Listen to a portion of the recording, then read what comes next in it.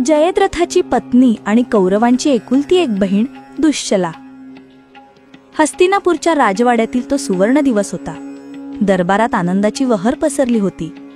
राणी गांधारीच्या कुशीत एक नाजूक लेकरू जन्माला आलं, दुश्शला. ती म्हणजे 100 भावांची एकुलती एक बहीण. गांधारीनं डोळ्यांवर पट्टी बांधली होती, म्हणून तिने कधीही आपल्या लेकीचा चेहराही पाहिला नाही. पण तिच्या हृदयाने मात्र त्या बालिकेचा प्रत्येक हसरा आवाज, प्रत्येक पावलांचा नाद ओळखला होता.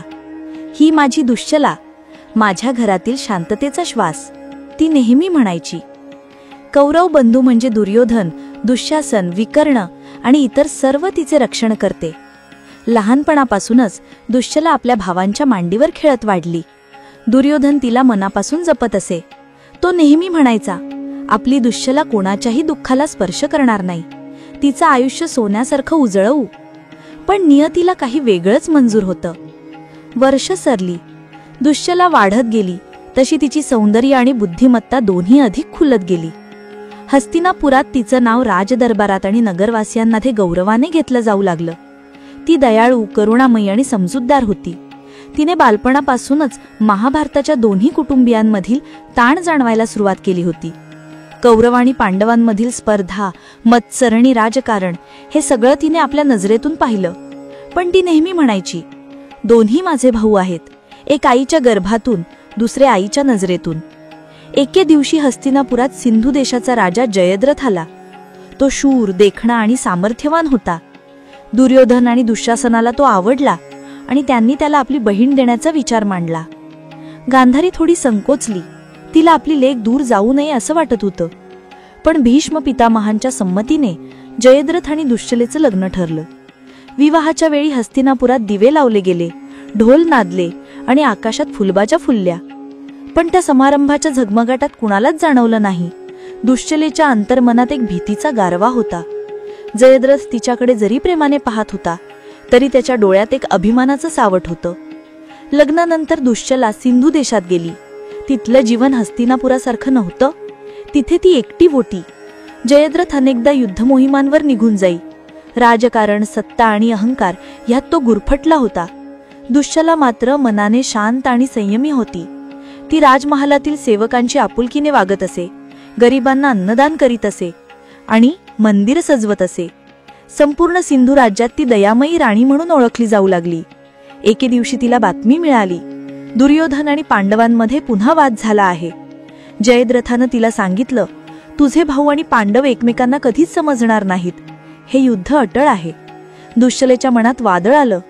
युद्धात माझे कोण? एकीकडे तिचे 100 भाऊ, तर दुसरीकडे पांडव, तिचं कुटुंब, तिचं रक्त. ती देवासमोर हात जोडून म्हणाली, हे माधवा, जर तू आहेस तर हे युद्ध थांबव. पण कृष्णालाही नियतीची दिशा बदलवता येत नव्हती. कुरुक्षेत्राचं रण तयार झालं. जयद्रथानं कौरवांच्या बाजूने लढायचं ठरवलं. दुश्शला मनाने खचली होती, पण ती नुसतीच पाहत राहिली. तिने आपल्या हातानं जयद्रथाच्या कपाळावर विजयाचं तिलक लावलं आणि डोळ्यातून पाणी आलं. जा, पण लक्षात ठेव, विजय रक्तावर नको, सत्यावर होऊ दे. जयद्रथानं काहीही न बोलता युद्धभूमीकडे प्रयाण केलं. त्या क्षणी दुश्शलेला जाणवलं, तिचं आयुष्य आता 2 दिशांना तुटलं आहे. कुरुक्षेत्रावर युद्धाचं रणगर्जन सुरू झालं होतं. शंख, नगारे, रणहाक सगळीकडे मृत्यूचा नाद घुमत होता. जयद्रथाने कौरवांच्या बाजूने युद्धात प्रवेश केला आणि त्याने मनोमन शपथ घेतली, आज मी पांडवांना दाखवून देईन की जयद्रथाचा शब्द म्हणजे युद्धाचा न्याय. दुश्शला त्या क्षणी सिंधुपुरातील राजमहलाच्या बाल्कनीत उभी होती. तिच्या हातात कृष्णाची छोटी मूर्ती होती. तिचं मन हळूहळू तुटत होतं. ती देवाला विचारत होती, हे माधवा, मी कोणाला प्रार्थना करू? माझ्या भावांसाठी की माझ्या पतीसाठी? युद्धाच्या 13व्या दिवशी इतिहास बदलणारी घटना घडली, अभिमन्यूचा वध. जयद्रथाने चक्रव्यूहात अभिमन्यूचा मार्ग रोखला आणि त्याच्या मृत्यूचा कारण ठरला. ही बातमी जेव्हा दुश्शलेच्या कानावर आली, तेव्हा तिच्या पाराखालची जमीन सरकली. जयद्रथ, तू हे काय केलंस? की ओरडली होती. डोळ्यांतून अश्रू वाहत होते.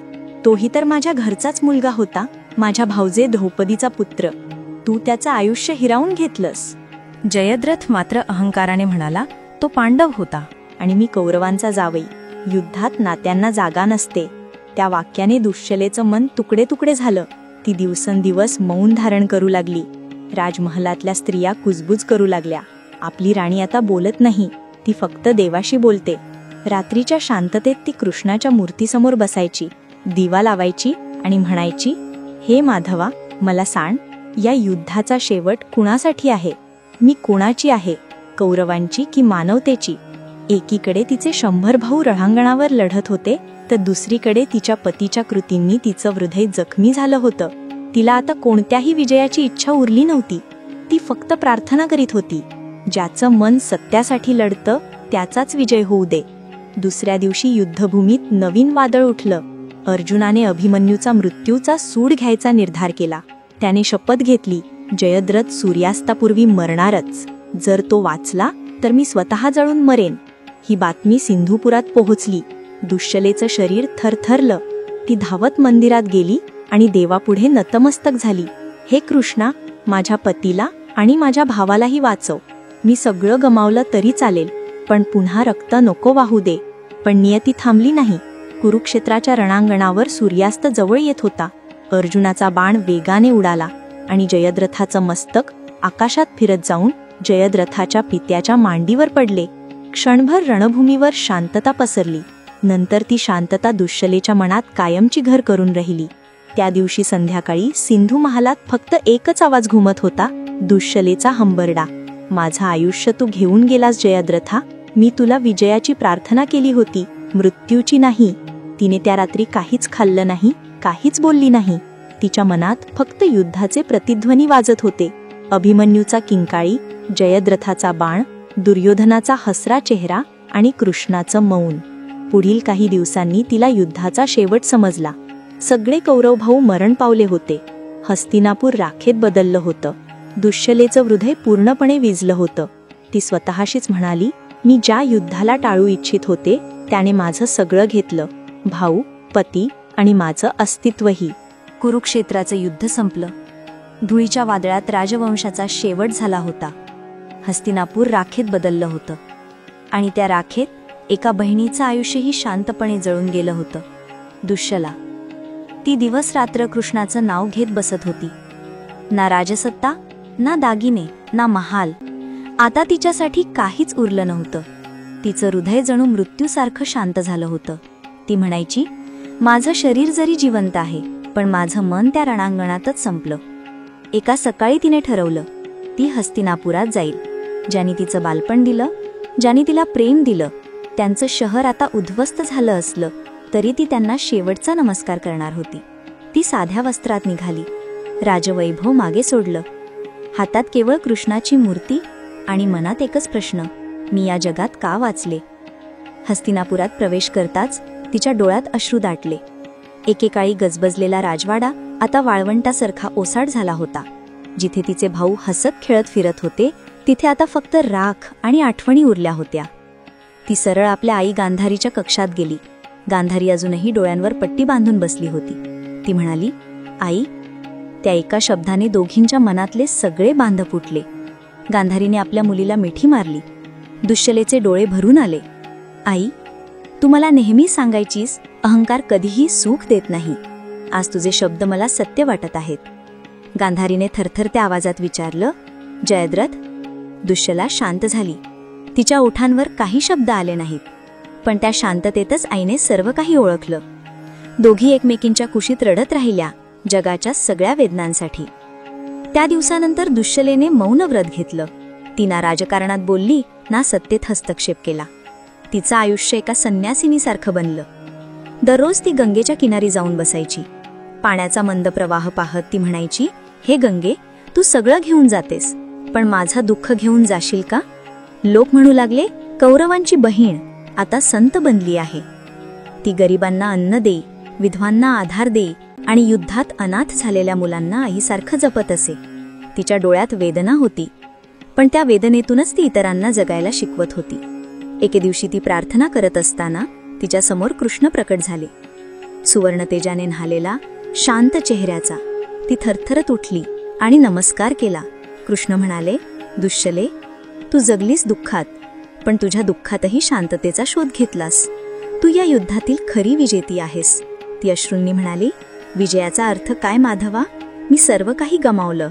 कृष्ण मंद स्मित करत म्हणाले, जे स्वतःला हरवतात तेच खऱ्या अर्थाने मिळवतात. तू क्षणेला ओळखलं आहेस आणि तीच सर्वश्रेष्ठ विजय आहे. दुश्शलेच्या डोळ्यातून अश्रू उघळले. तिने हात जोडले. मला तुझ्या जवळ घे माधवा. माझं मन थकले.